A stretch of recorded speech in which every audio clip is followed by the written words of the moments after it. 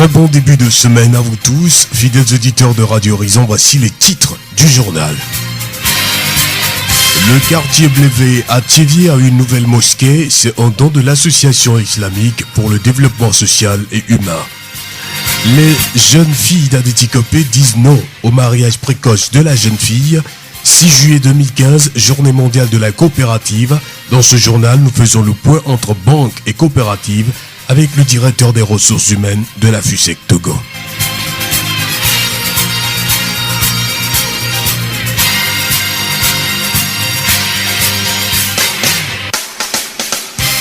Radio Horizon à Thiéviers sur 101.1. Mesdames, mesdemoiselles et messieurs, bonsoir à vous tous. Voici le développement des titres du journal. La journée de l'enfant africain a été célébrée en différé samedi 4 juillet 2015 à l'EPP d'Avier Djobé.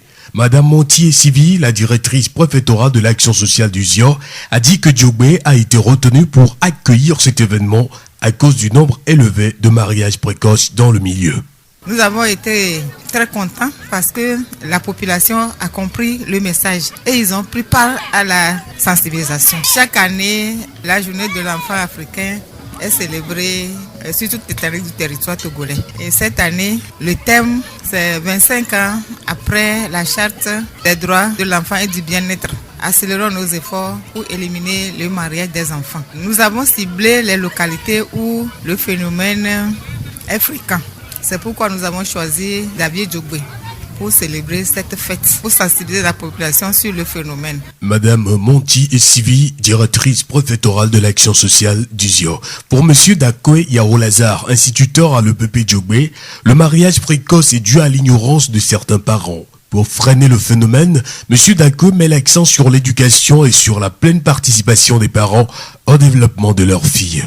Nous sommes dans un village ici et la majorité des villageois ne connaissent pas la valeur de la jeune fille. On ignore son importance, ses intérêts supérieurs. Donc je pense qu'avec cette cérémonie, vraiment tout le monde est éveillé, tout le monde reconnaît maintenant la valeur de la jeune fille et on va mettre en pratique tous les conseils qu'ils viennent de nous donner. Et je pense que par après, cette localité aussi sera développée. Ça commence par nous-mêmes, depuis l'école jusqu'à la maison, puisque lors de l'enseignement, c'est-à-dire il y a une discipline que nous enseignons qui est le CM, éducation civique et morale. Dans cette discipline, nous éveillons la conscience des enfants, ce qu'il faut faire, ce qu'il ne faut pas faire, comment par les efforts fournis on peut devenir une grande personnalité dans le futur et on aura tous les atouts possibles pour faire tout ce qu'on veut. Donc dans ce sens, nous les éduquons et nous les suivons également à la maison. Des fois, dans la nuit, on fait des sauts pour les rendre visite à la maison pour voir effectivement s'ils sont à la maison auprès de leurs parents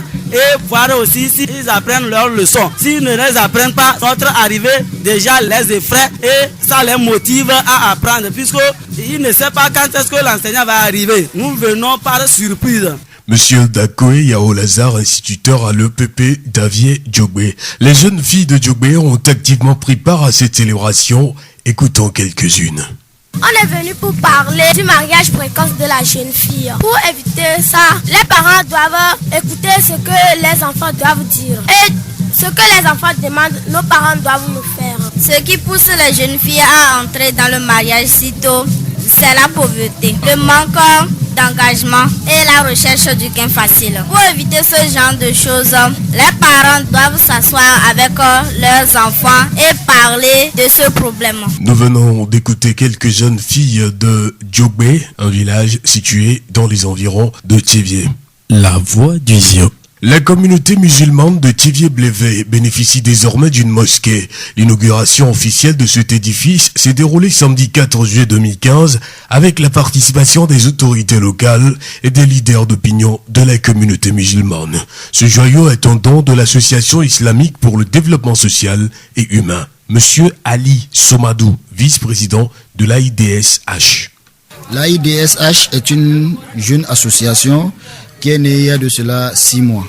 Nous avons fait beaucoup de dons, surtout les puits et puis les mosquées.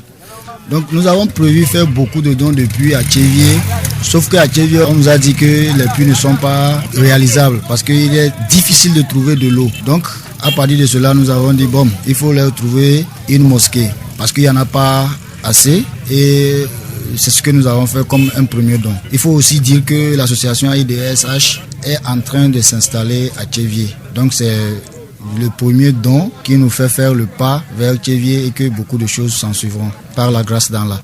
Ali Somadou, vice-président de l'Association islamique pour le développement social et humain. Pour M. Avotinou Komlan, notable du chef-quartier de Blévé, c'est une immense joie.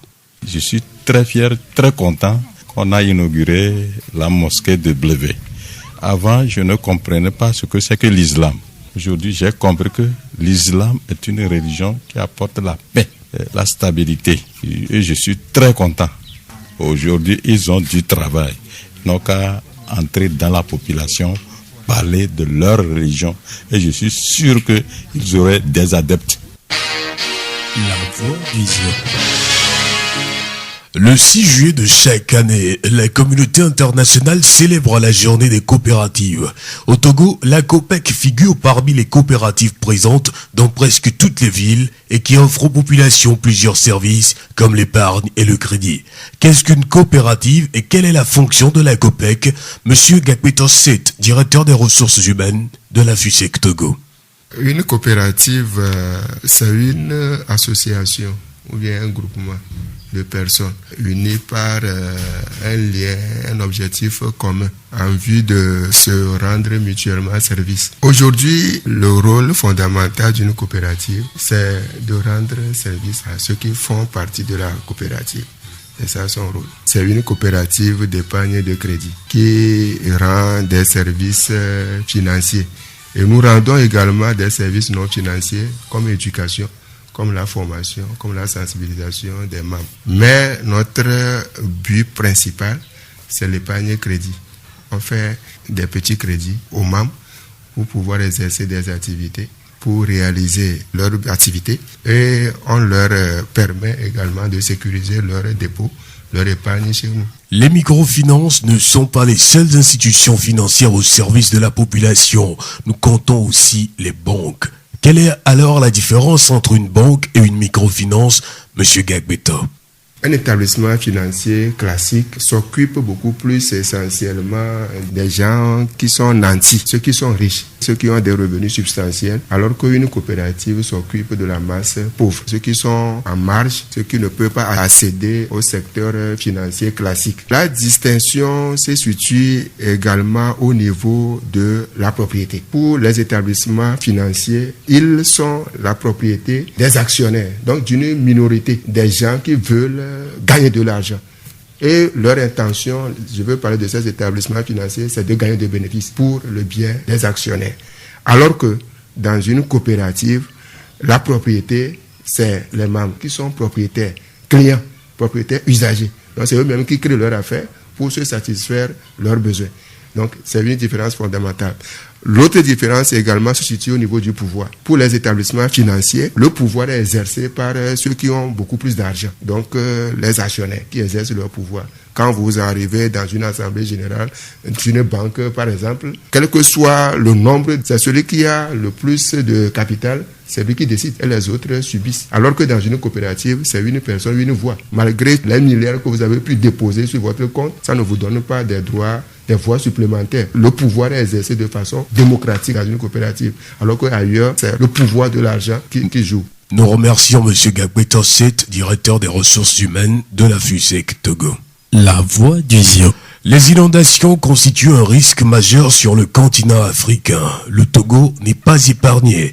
Pression économique, foncière ou encore politique, des raisons pour lesquelles les cours d'eau sont aménagés, couverts, déviés, augmentant ainsi la vulnérabilité des hommes et des biens. Chaque acteur est inquiet de la situation de notre monde par rapport au changement climatique.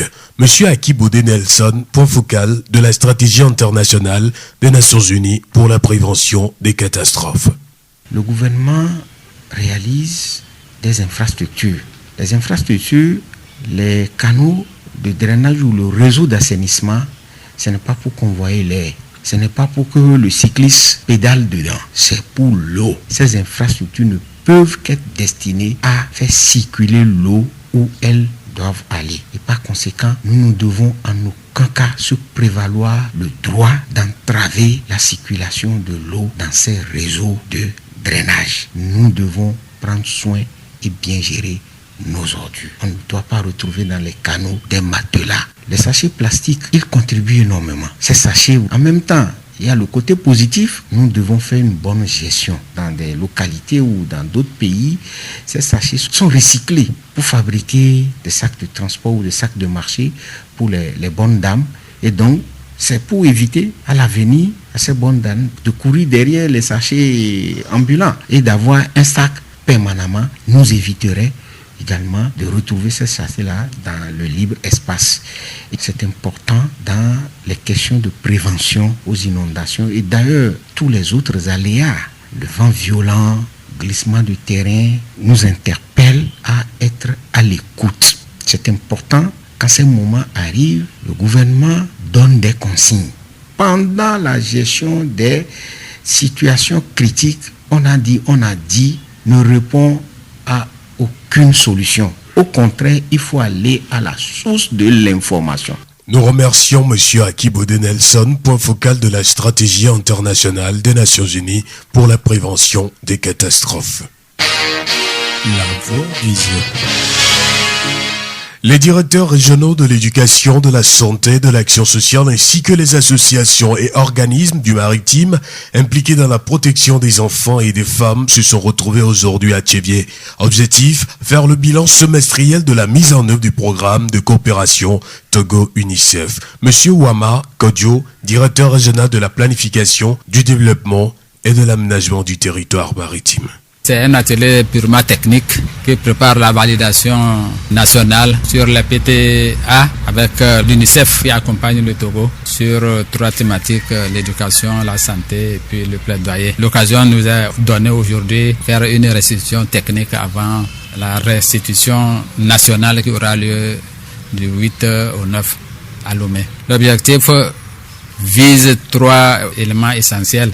Il faut appuyer la région dans ses objectifs pour l'atteinte des objectifs de la SCAP qui vise à sensibiliser la population à la protection de l'enfance et à limiter les abus, l'exploitation des enfants, les discriminations. Et l'UNICEF s'investit à la réalisation des objectifs-là.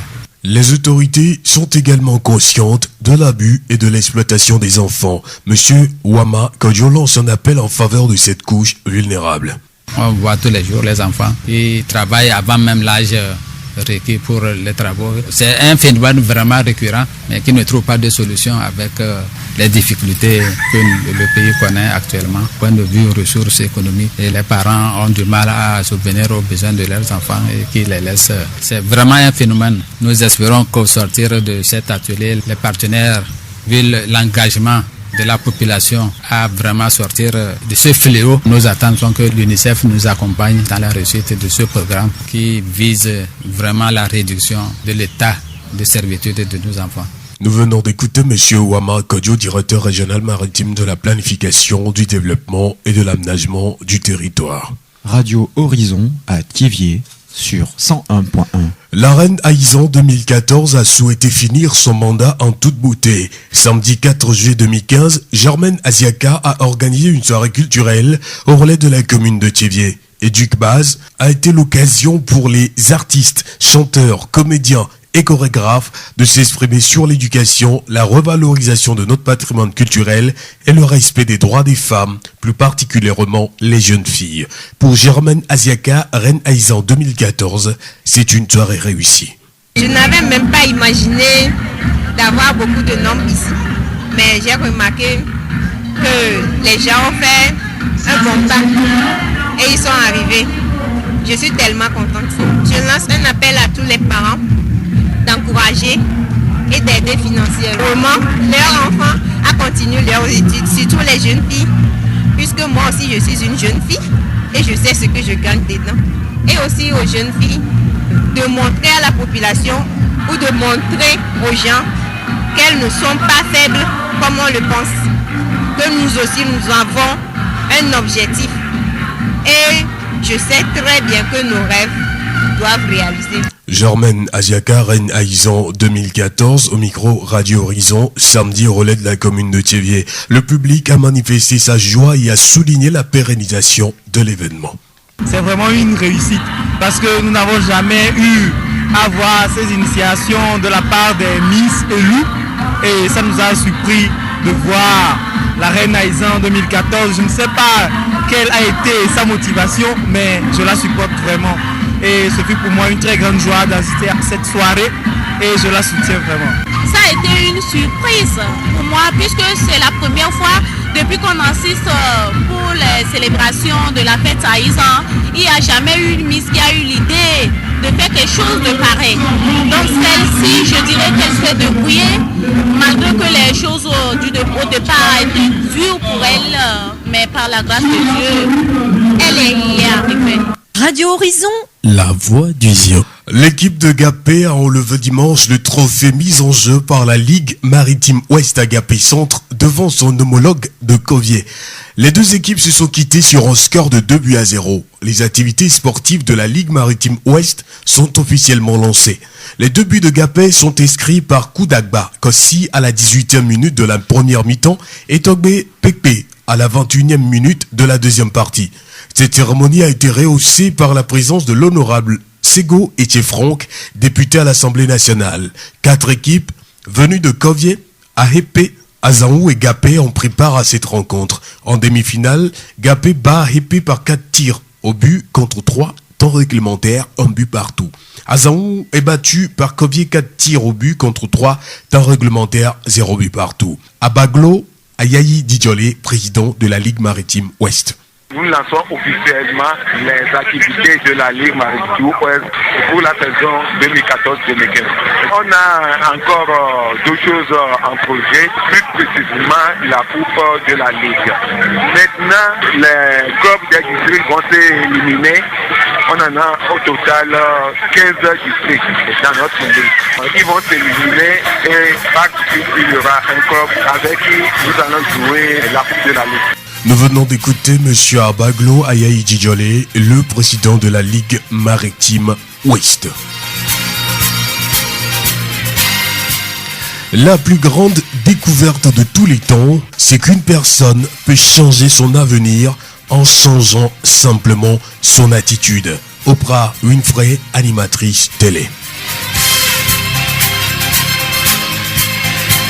Fin de cette édition, merci de l'avoir suivi, merci à toute l'équipe de la rédaction. Présentation Victor Tobé, réalisation Gaëtan Mouzou. Très bonne nuit à vous tous et pour tout ce qui nous ressort en ce moment, Dati Togo. Très bonne nuit.